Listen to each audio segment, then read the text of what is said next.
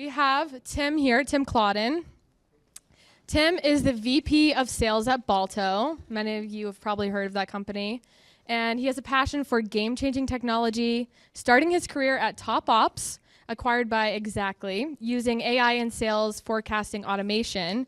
He worked alongside soon-to-be Balto co-founders, Mark Bernstein and Chris Contest.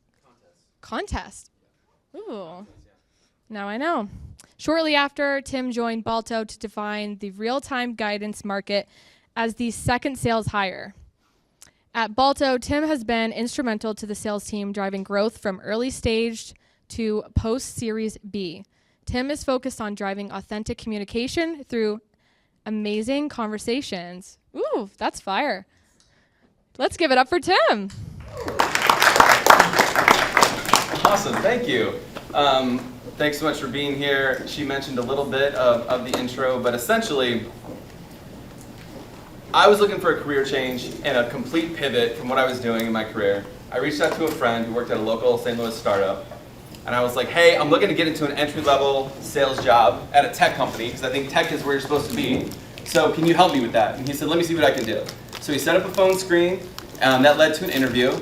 However, that interview was on the morning of March 11th, 2016, which was the day my second kid was supposed to be born, was scheduled to be born. So I made a bold choice, and my wife went to the hospital to have our son, and I went to the job interview.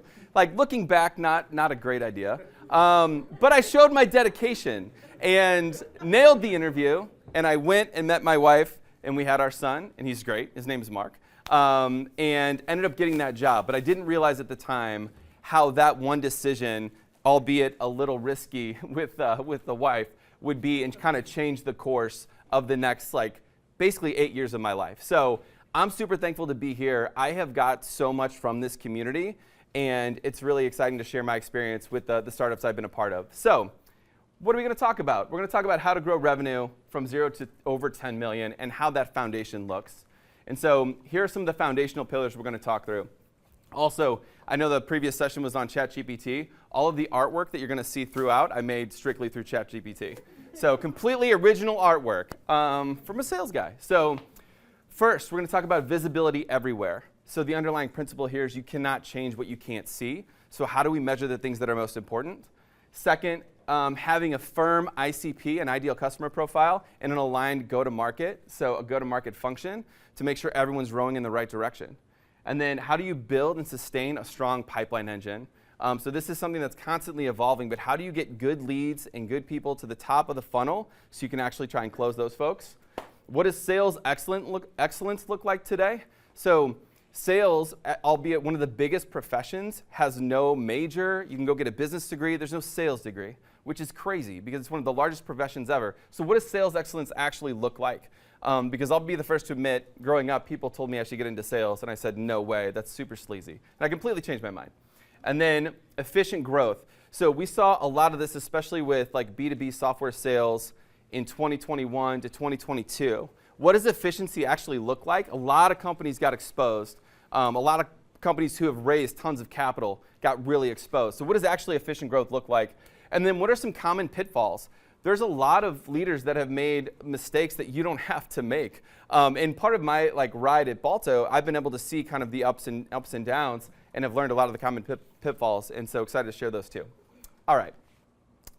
So visibility. You can't change what you can't see. So early on, you have to start measuring the things that are going to be most important to the business from the ground up, even if it's messy. So where are your leads coming from? What sort of deals are you closing? What's your customer makeup? What are the things that are going to be crucial to the business now, but also 1 to 3 years from now? I think so many times in early stage companies, we get sucked into just the now, this month, this quarter, and we don't think about long term, what's going to be important to impact the business.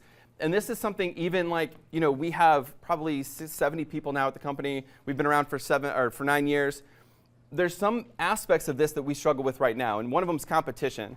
So we've measured competition in so many different ways throughout the company of, who do we compete against, or do we compete against them some more? Do we win against them? Do we lose against them? There's all these different things that we've done over the years with competition, and it gets messy. So, and it's hard to derive patterns when you're not measuring it. So if you can measure those things early on, you're going to make data-driven decisions with those things later, and it's huge. And if you don't have it, you're kind of just guessing when you need to make strategic pivots.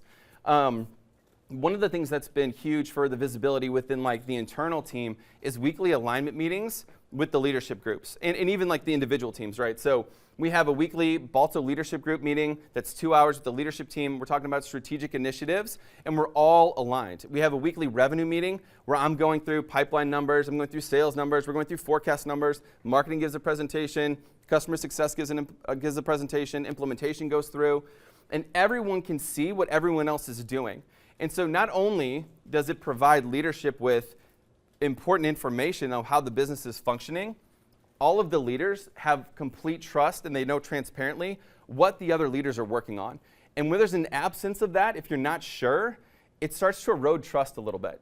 So when you can bring what you're working towards for other people and they can question you and you have that sort of teamwork, that is what you need to make sure everyone's on the same page. And I feel like now more than ever, companies have to be on the same page and aligned, and there's no room for error to kind of be going in your own directions.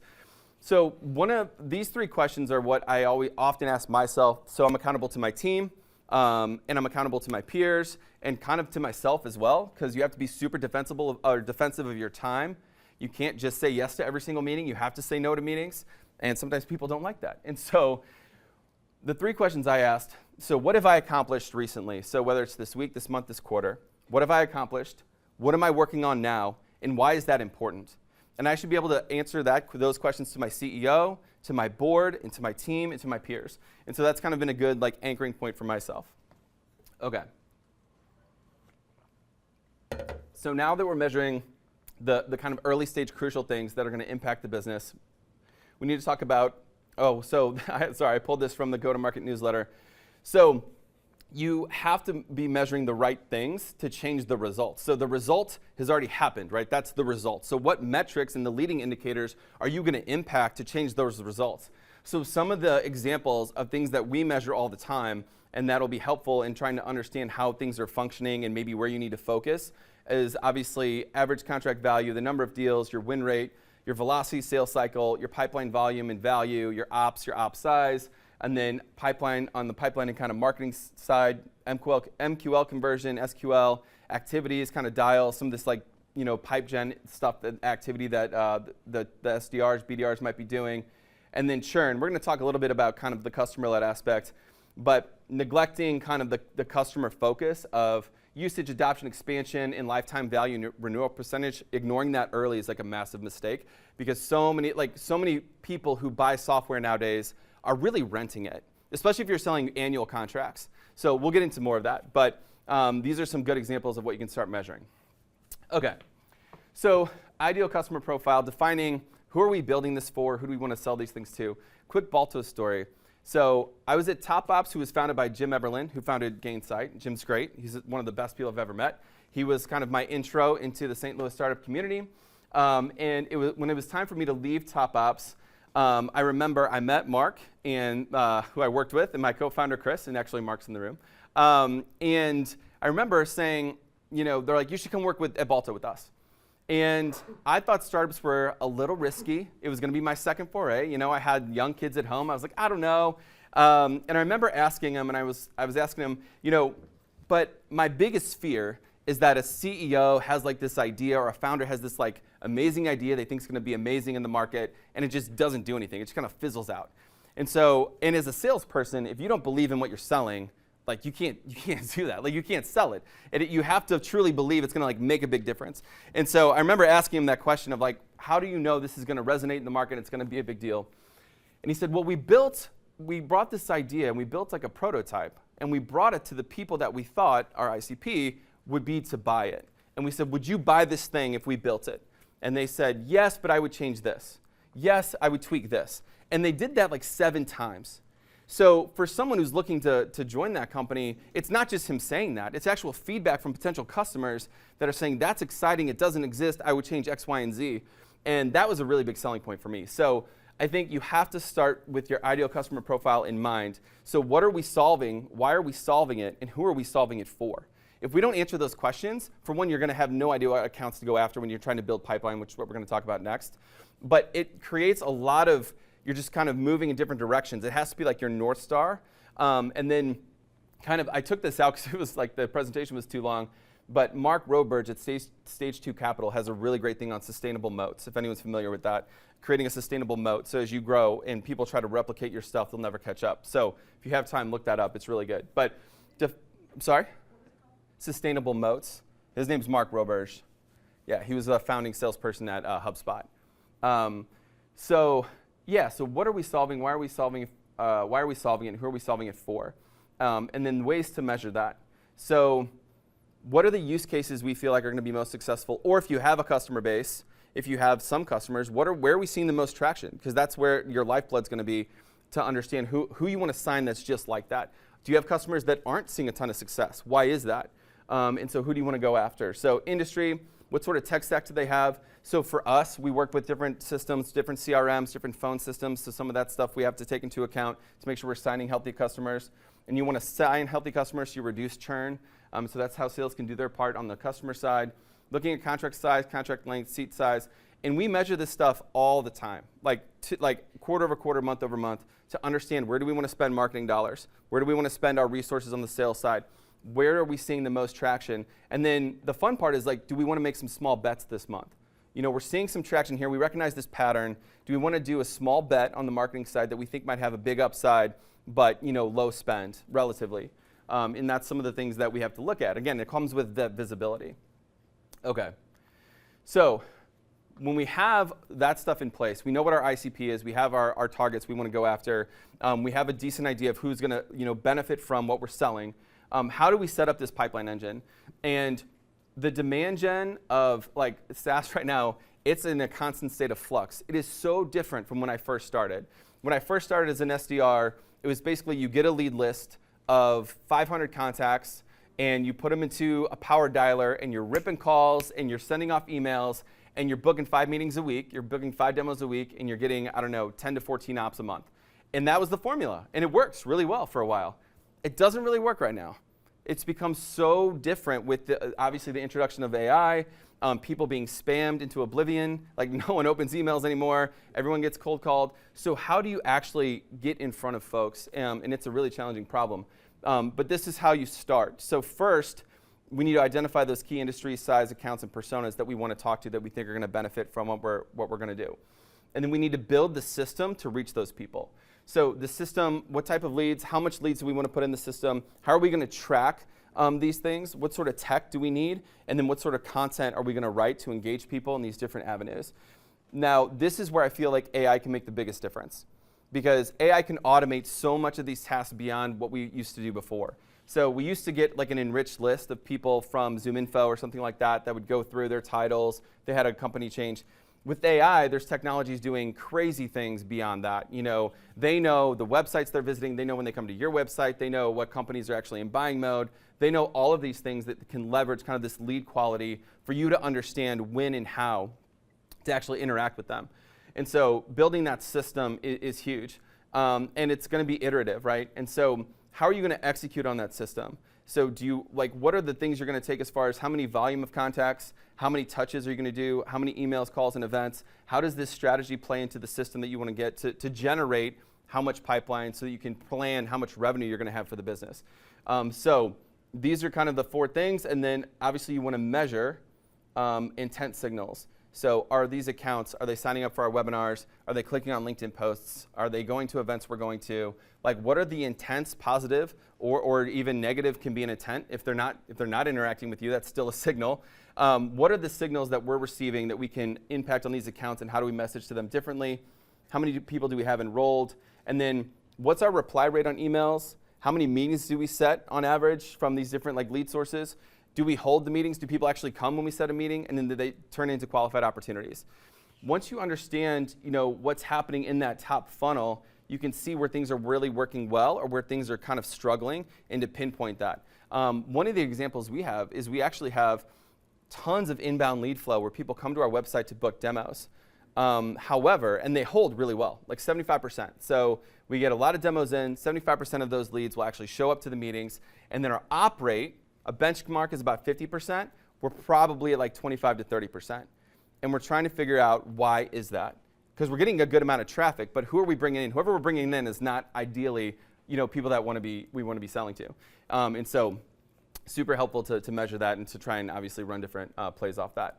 So the things that I'm doing to start, like if we were going to start on day one, what's your top 50 ICP accounts? What's your top 109 ICP? What sort of AI are you going to use to research and enrich this list that you have so you know that the list is clean? There's no like guessing, is it good, is it bad? Are we sure it's this account? We're committed to these accounts. We know we have solid data behind those.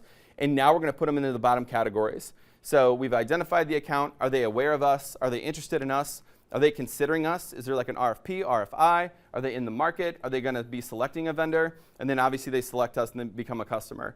So putting them in those categories, and then when they take certain actions, moving them up, and then reflecting how you interact with them differently. Because if someone is actually considering obviously buying you, it's so much different if they never heard of you. So one of the industries we work with a lot is Medicare enrollment. And so their buying cycle is over because AEP is happening right now. So this is their busiest season of the year. They're not going to talk to us at all. So we're not going to message them, right? You have to take all that into account of where they sit, especially if you have some seasonality. Step 4, executing on the list efficiently with AI. I think this is where a lot of people, myself included, kind of get stuck because there's so many AI solutions that can impact this. And where do we start? What are the good ones? Like, are there free trials? How can we make sure that this is going to make our process so much better? And AI can automate a lot of the tasks, but writing emails or writing blog content, it's not good at that. It's not good. And we can pick out. I don't know if you guys have received a ton of AI emails. I get blasted. I get tons of this stuff, and you can pick it out because it's not authentic. And so we still need to personalize those things. And we'll get into more of that too in a minute. But and then we need to measure and iterate on this to build that pipeline. Okay. So this is how I envision all of our teams being interconnected as the company grows. And so we talked about the weekly alignment meetings where you're talking about the things that you're working on. And I believe it all starts with the customer success. So who are the customers that you have or that you're going after? What are the wins and the feedback that they're seeing from our customers, the people that have actually paid money to use this to make sure that their lives are going to get better and their companies are going to make more money or be more efficient? And we share that with the marketing team. So the marketing team has to deeply understand our buyer's world and be able to speak their language almost better than they can and teach them things about their own business.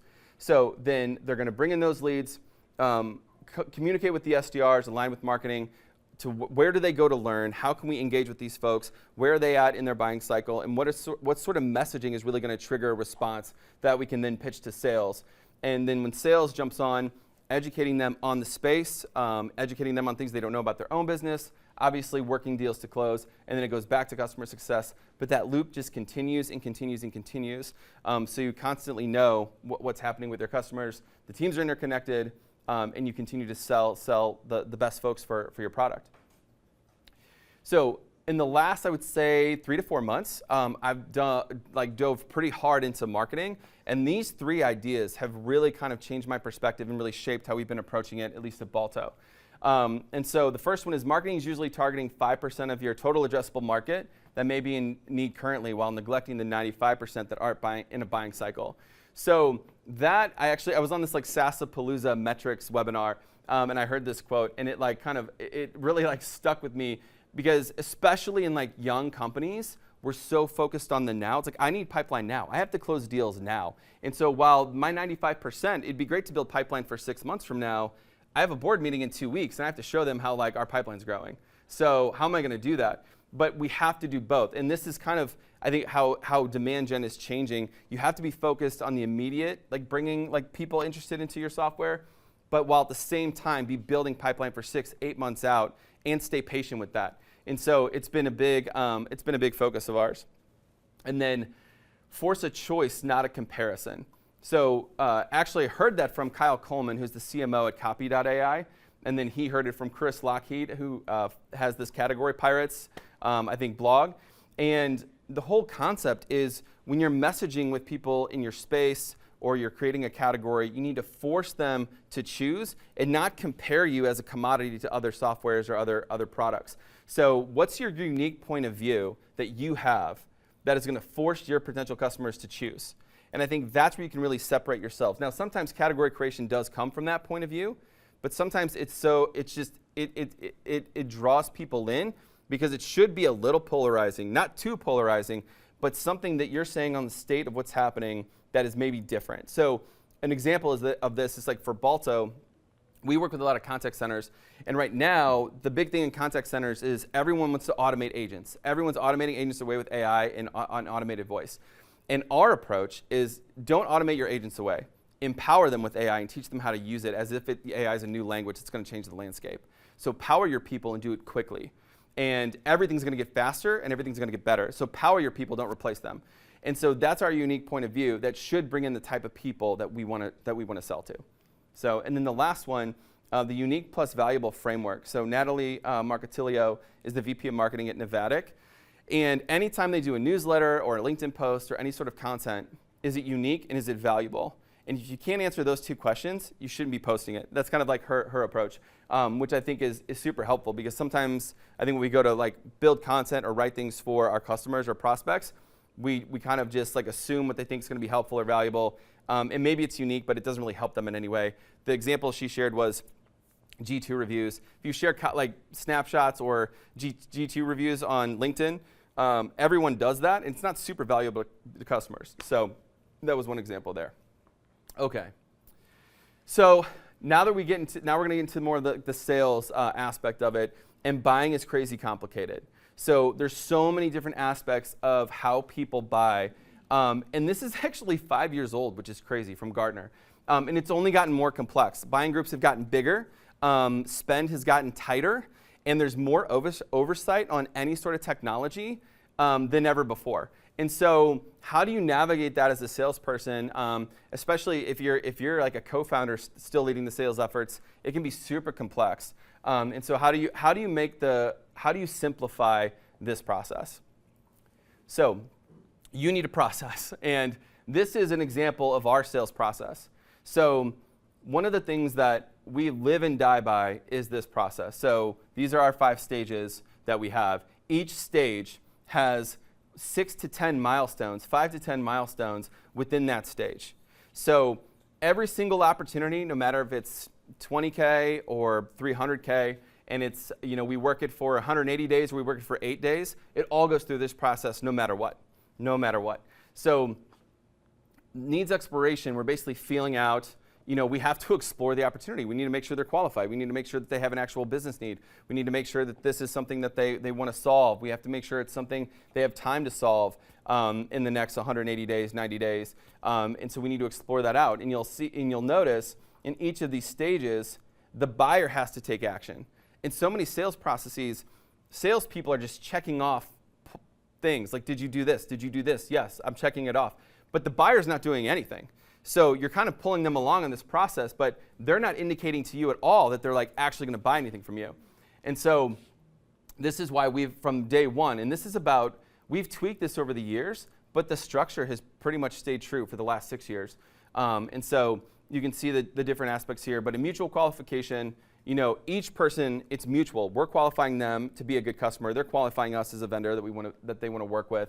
And then basically that's the stage where they commit of saying, I'm gonna do this. Whoever you're working with, the salesperson is working with the champion, and they're saying, yes, we're gonna go rally the rest of my company. I'm gonna go get my peers. I'm gonna go rally my executives, and we're gonna bring this solution to them. And so we're gonna go do that. And that's what gets us to consensus building. So in consensus building, you're building obviously consensus, and you're aligning them on what the problem is they're looking to solve, what is that solution, and how do we impact that. Buying groups used to be 5 to 6 people, 5 to 7 people. I would say now they're probably 8 to 12, 8 to 13 that you're going to meet, especially in our market. So we sell obviously to contact centers, and they're fairly large, and so there's a lot of people you have to meet along the way.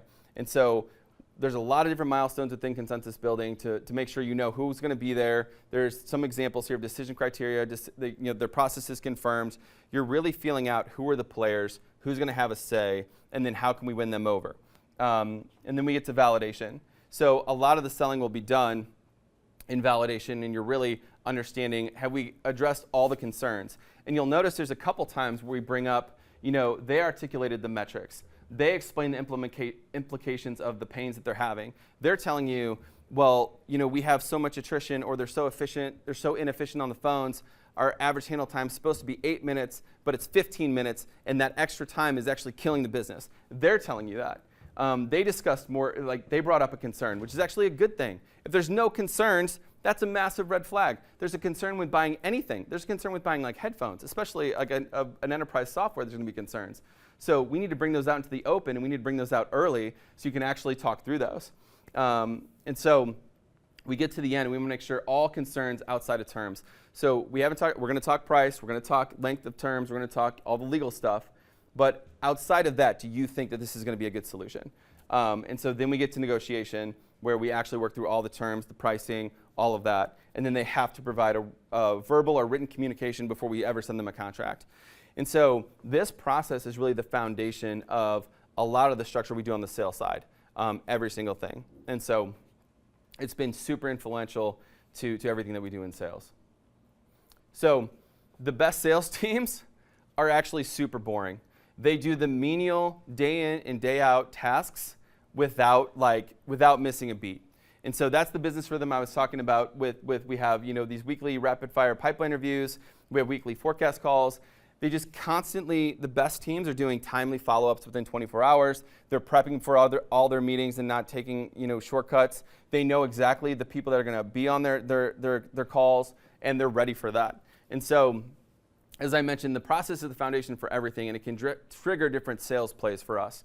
So depending on if we have an opportunity and the person ghosts us after the first meeting and we don't hear from them, we're going to run a specific play there. If we're in negotiation and the person said that they were going to sign the contract a week ago and we haven't heard from them, we're going to run a different play in that scenario. But we have to be measuring where they're at and what milestones they've crossed off, and then it's going to tell us how strong our champion is, because a lot of times you're not even really trying to sell them something. The buying group is so dysfunctional on the customer side, you're trying to align them on what the problem is. If you don't align them first, they can't buy anything from you. And so that's going to tell me what plays we want to run. And then when you do it time and time again, you get into these different groups. It's like, oh, we've seen the scenario. We know what to do to get a response, and we run that play. So every single week, I have pipeline reviews with all of the AEs at Balto, and it's rapid fire is actually key, because most salespeople, if you say, hey, let's talk about your pipeline and tell me about your deals, you'll get 20 minutes into one deal, you'll hear about how much they like it or how much they like you, and you have no idea how healthy the deal is or not. And you're just like, all right, so what are we talking about? It's not deal story time. I want to know the actual things that's going to make the deal healthy or not. So every single week, all I want to know is the name of the opportunity, the amount, the stage, the last time you interacted with them, when your next meeting is, when the close date is, and the next step. And all of these things are kind of open to scrutiny. If the amount went down week over week, why? How come you're still in this stage? You weren't here 2 weeks ago. You haven't touched them you haven't touched them since 7 days ago? That's crazy. That you need to touch them way sooner than that. Why don't you have a next meeting on the calendar? And it's not just to grill them, but all of these attributes are going to lead to healthy opportunities or dying opportunities, and you have to be all over it. And if the close date moved, why did the close date move? When we talk about next steps aren't, I'm going to email them, and then we have a next meeting. That's not a next step. The next step is we're in mutual qualification, and on my next call, I'm going to quantify the return on investment for the purpose of identifying the rest of the stakeholders and setting up a prep meeting for that demo. It has to be that precise. And actually, they have to have for the purpose of in there, because a lot of times salespeople, the deals are just happening to them, and they don't have deal control. They're just scheduling meetings, and they're jumping on, and everyone can feel that there's not a lot getting done, but the rep doesn't know where to go, and they keep doing that. And so this gives a sense of deal control. This gives the buyer a sense of trust of when you sign up on a meeting with us, you know exactly what we're going to cover, and you know exactly what the next step's going to be. There's accountability there. We have Friday afternoon, except for this Friday, because I'm here with you guys, but Friday afternoon forecast calls where they're 15 minutes, and the forecast categories are representative of actually I'll go back. So the forecast categories, so there's 5 stages, but we have 3 forecast categories that are made up of these 3. And actually this one too, where certain milestones will put you in one of those buckets. So it's best case, likely, and commit. And we go through the late stage deals, and they have to tell me the amount, the category, and what milestones are left. And the whole time, it's me and the CEO that are on this meeting, we're looking to de-risk these deals. What are the things that could kill it? What are the things that they're leaving to chance? Do we not know who's signing it? Have we interacted directly with the signer? How multi-threaded are we? Do we know other executives? Have they signed off? What's the legal process? Is there a legal person? Are we talking to what's the degree of separation between us and legal? These are all things that a lot of people leave to chance that end up sometimes killing the deal. And what all of this does is it presents a structure that the reps know what to expect, they know how to fall in line, they know what they have to have ready, and it provides a culture of accountability.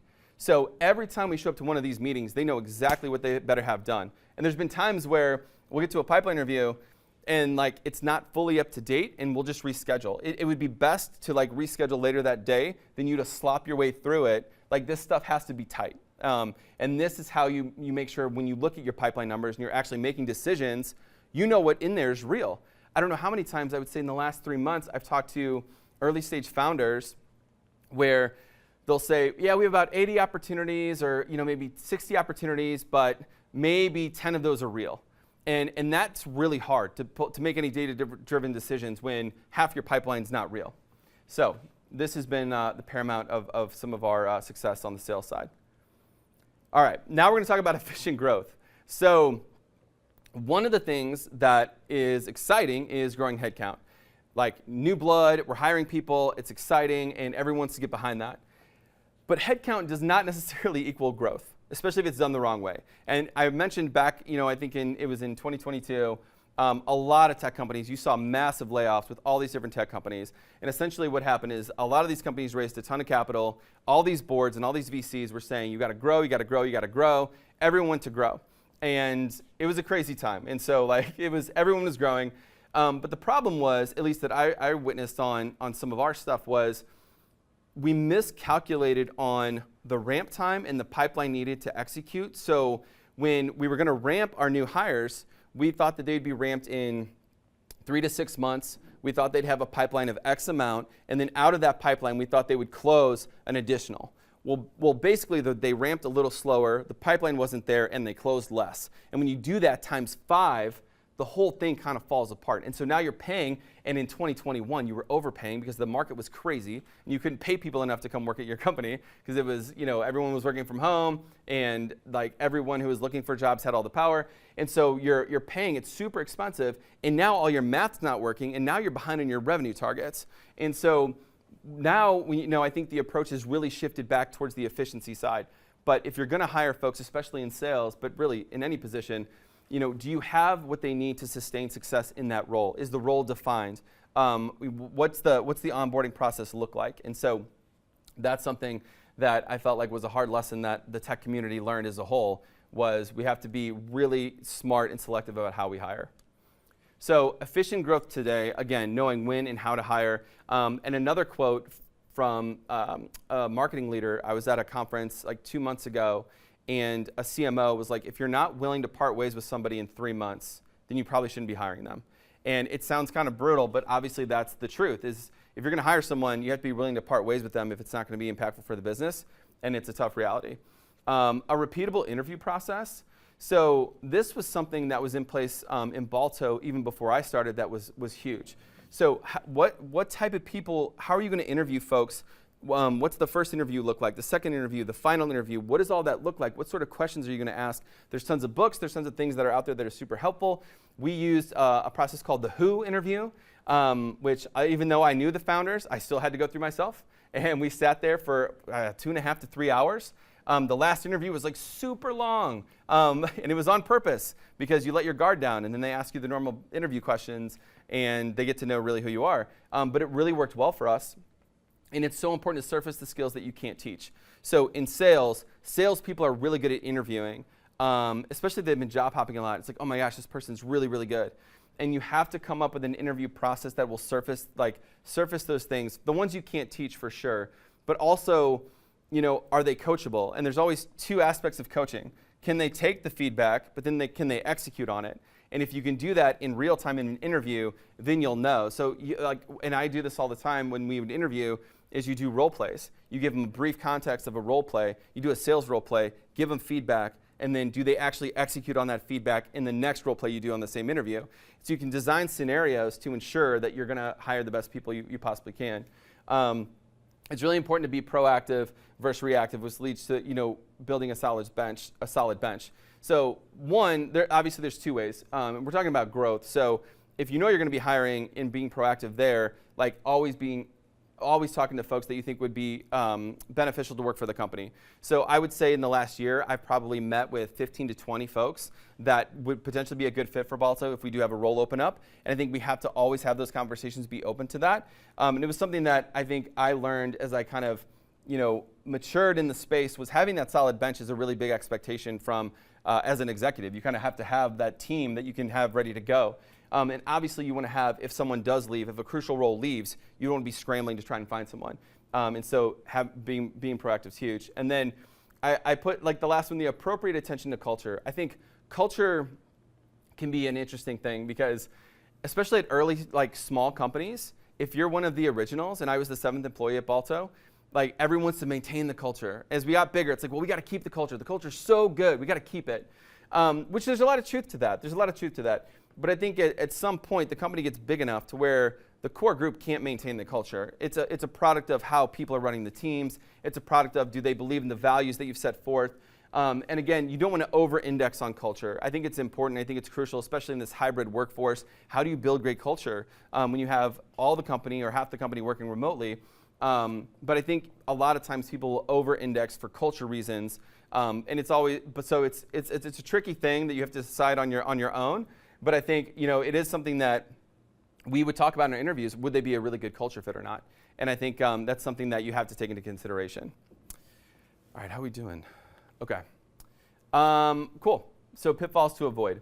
So replace ABC with ABL. So instead of always thinking, and this is maybe me as a salesperson, always be closing, I'm really thinking like, how can I always be learning? Because there's so many people on LinkedIn that are like building in public that are like telling you the playbook. They're like telling you all the things they're doing. Sam Jacobs at Pavilion, or Mark Costaglo, who was early at Outreach, or Mark Roberts at Stage 2 Capital, who invests in early stage companies.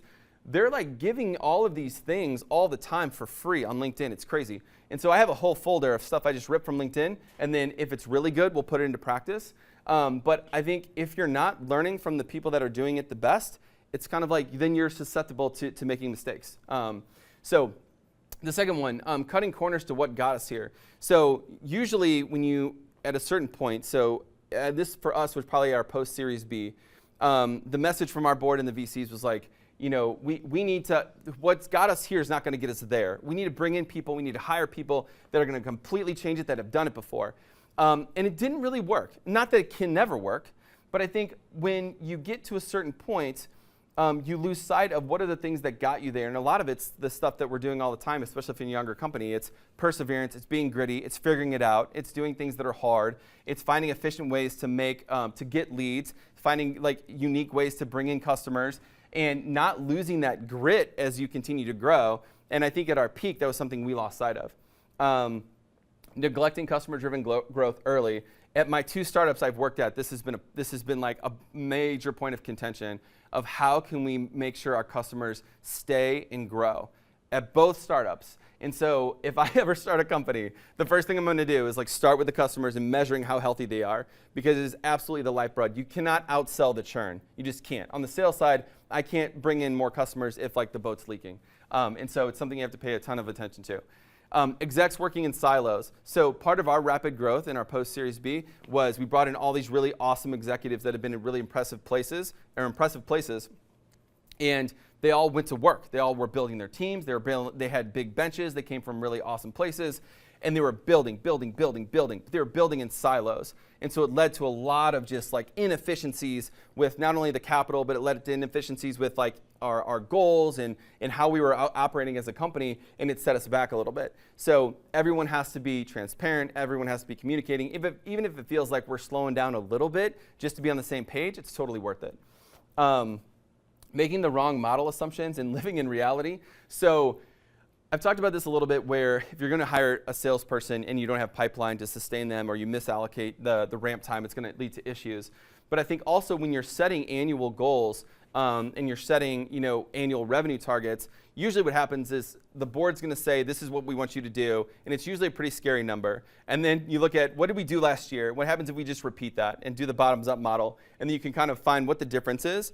But I think, what does the data say? So what does the data actually say? Because we all aspire to be bigger and grow more revenue and do crazy things, but what does the actual data say? And we really need to be grounded in reality. And of course we can push ourselves, and of course we can find ways to pull levers to get to these next revenue tiers, but it has to be based in reality.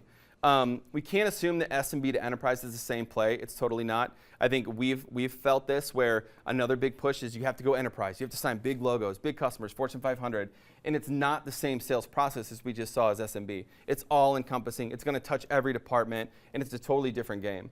And then one of the things I've noticed, the best leaders have really early pattern recognition. So they sense things that are happening within their teams, within their data, and they're like, this is a pattern, and they can dictate that, or they can understand that pattern and make strategic decisions to make it better or to neutralize it if it's going poorly. And that's a skill that I've had to really work on is this a pattern? Am I noticing this pattern? And it could be with like individuals on your team. Is this a pattern you're noticing? Have you addressed it? But if you can have early pattern recognition, that's huge. Okay, key takeaways. We should make data-driven decisions so we can make sure that we have the visibility to drive those actions. Refine your ICP to focus on high-value segments. Sales process mastery, a great sales process for better forecasting. Hire correctly, onboard effectively. And then find your mentors, even if you never meet your mentors. There's so many mentors I'll maybe never meet personally that have totally impacted my career, and avoid mistakes that others have made for you. That's it.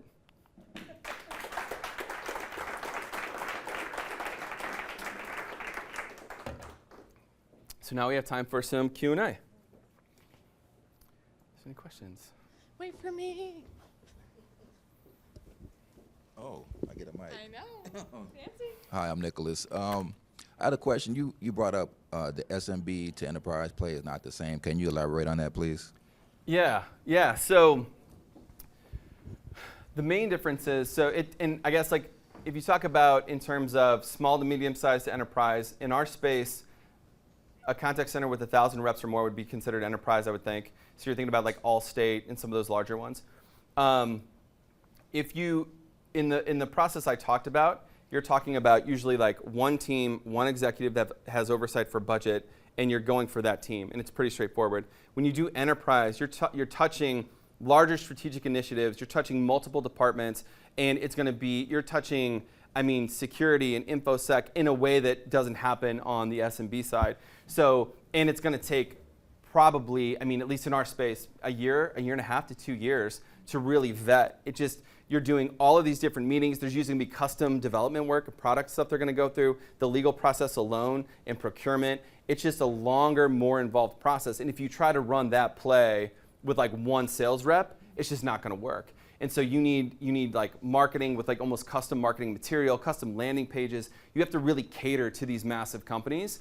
And it's something that we've tried, to run the same play, and it's just you got to do it totally differently. You got to wine and dine. You got to know the people that know the people, and you have to like know the surface. So the other thing is, if you know the pain that they're having, and like the supervisors, the VPs we work with, they're close enough to understand what we're talking about. If you get up to the exec levels at these massive companies, they have no clue the pain that they're feeling on the ground level, on the end users, at least of our product. And so you have to kind of surface that at each level. Now, they might have a strategic initiative like, we need to grow efficiency with technology this year. But what does that mean? That's just words. So you have to kind of really guide that, and that takes time, and that takes like the right personas, to get that across. Yeah. Thank you. I was wondering if you could speak to, because it was a lot of information, really good information, but it was a lot. With this model, and I know this is like a generalized question, but could you get a similar result by using contracted workers instead of employees? Because when you get into the more creative spaces, a lot of people want to be entrepreneurs, and what ends up happening, I notice, is that when you hire them, they just kind of taking what you learn and kind of starting their own business doing it, which is fine long term, but you get tired of the training over and over and over. So if you just contracted them, it's like you both win. Will this work with that? Yeah, absolutely. Great question.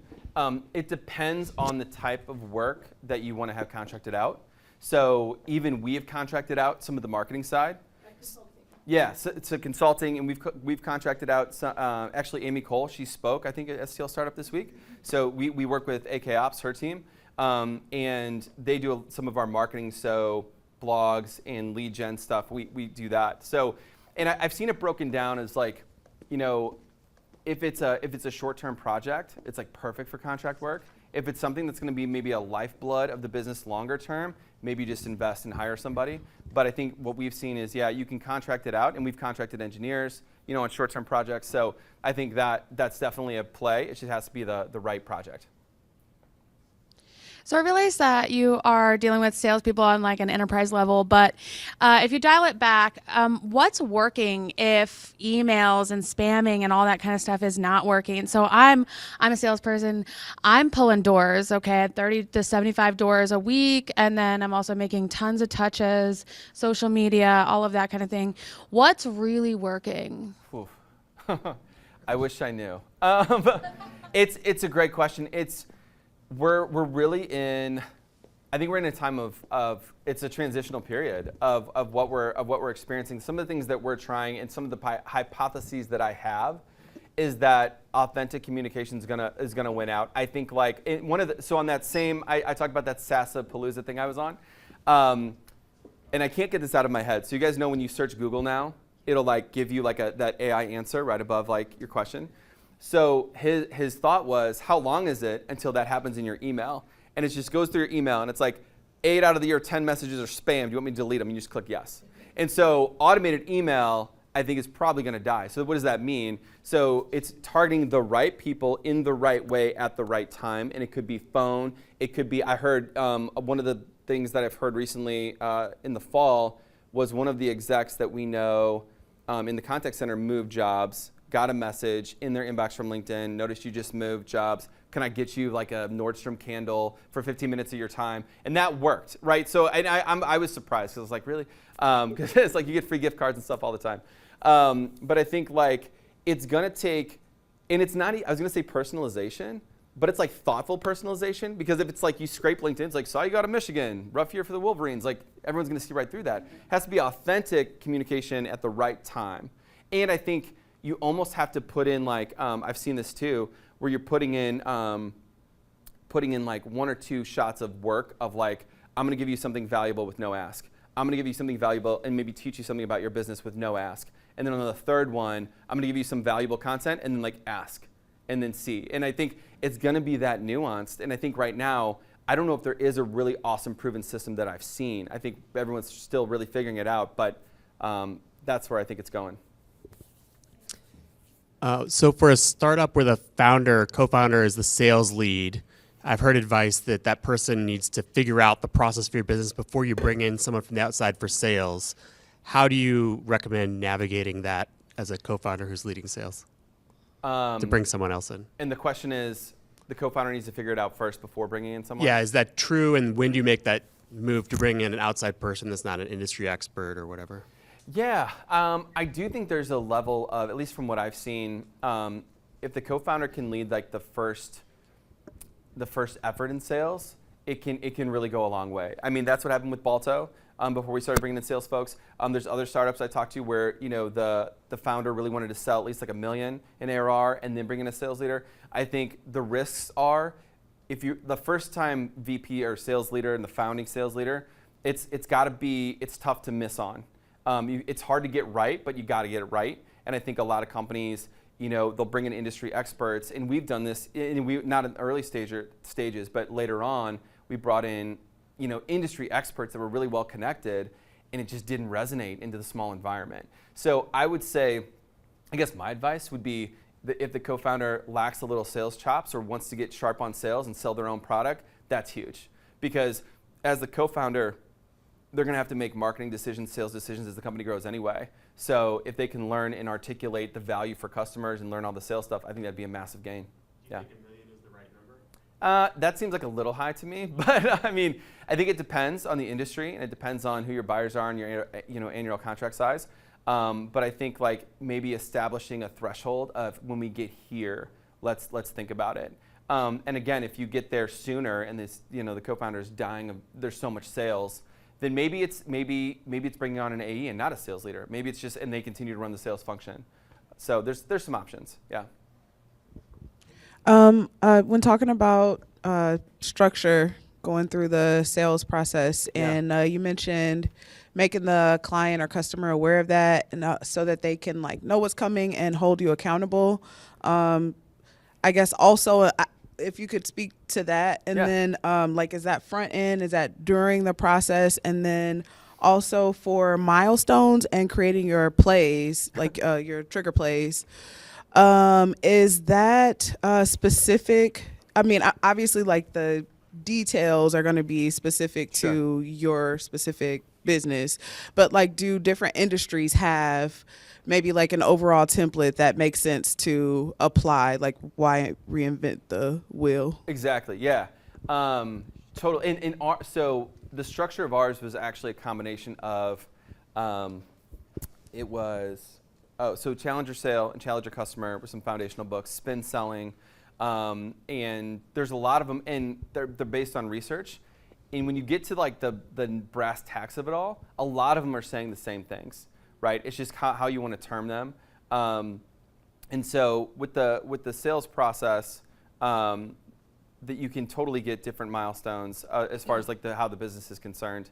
Was your question more about more details on the milestones, or? I noticed you had different amount of milestones for each category, and I'm wondering is that recommended for pretty much every industry? Is this just I would say so for B2B, totally, because it's so complicated. Now you can add obviously they can fluctuate. The most of our deals take the longest in consensus building, which probably has maybe the most milestones, because you're meeting every single person that you want to meet. And the whole point is, with our product, you're demoing it, and so you want to get exposure to everyone to the product, and you want to win them over before you start negotiating everything. The last thing you want is everyone's this is great, and the person who signs off is well, I haven't even seen it yet. What is this? And then they see it, and they're this looks terrible. And now you're you got set back months. And so it depends. And again, we've tweaked it over time to add things and stuff. But the whole point is really to make sure good deals are getting through. And you can track actually stage conversion. So how many of our needs exploration make it into the second stage, to the third stage. And when you can see that, you can actually identify, we're losing a ton of deals from our mutual qualification stage to the consensus building stage, but maybe that's okay because you're just disqualifying them. So you can measure that. But you can look up templates probably for most industries and then tweak them. But I would say the main thing is make sure the milestones aren't just the sales team crossing things off, but the buyers, even in B2C or whatever it might be, are also taking actions, because that's crazy important. And again, we're really transparent with buyers. We'll say this is our process. We'll even tell them here's what we're covering on this call. If we get through all of this on this call, we'll do this next time. And whether a lot of times I think sellers are afraid, but the buyers want you to be in control. They want you to know that you have a path and a plan, and I've done this before, and this is what we're gonna do. So. Yeah, so you're walking them step by step. You're not giving it all to them. Right, step by step, exactly. I don't even think they would care. I mean, they that's fine, but yeah, it's really a step by step situation. So. Hey, Tim, really good information. I can certainly tell that there's a lot of your experience in that presentation and a lot of nuggets I hope everybody's picking up here and there. My question is around building your bench. So you had mentioned, you want to have 10 or 15 people kind of in line for potential roles within your organization at any time.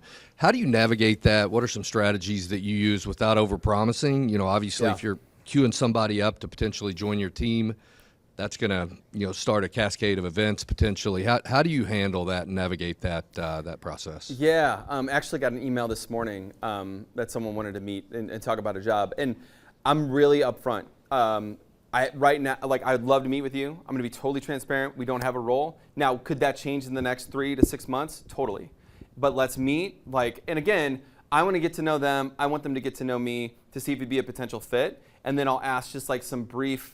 It's more get to know you, and then I'll ask some brief work experience questions.